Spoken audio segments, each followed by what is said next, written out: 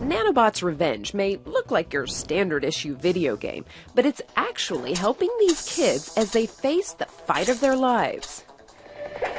On screen and off, these kids are battling the same foe, cancer. This online game is part of a new free collection called Remission 2, developed by HopeLab, a Silicon Valley-based non-profit company that aims to use technology to improve health.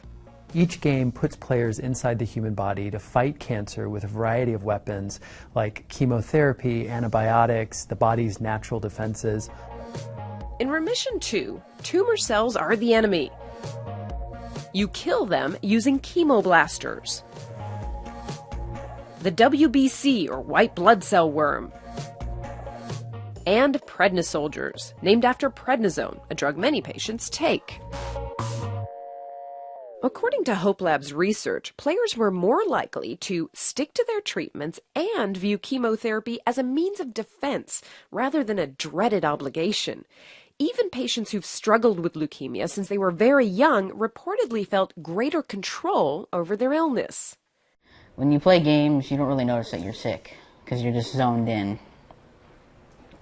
That's usually why I play. And it's fun, of course. It's a different form of escapism in a sense, where you just spend a little bit of time, but you get to forget for a little bit of time instead of having to put away a large chunk of time to really get into it. But can a video game really make a difference? We conducted a follow-on study using brain imaging technology.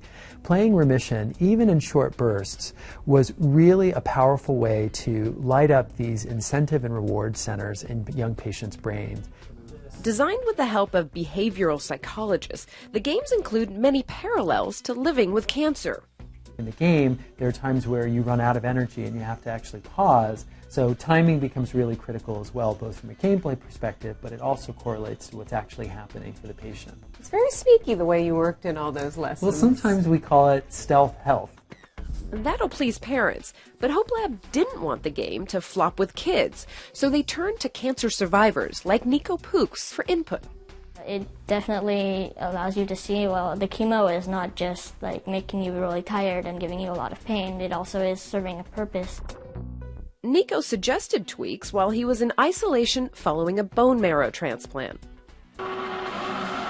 But does it stack up to the big budget titles? They actually compare pretty good with all the other games I play. They have a little bit of everything in it. Action, you know.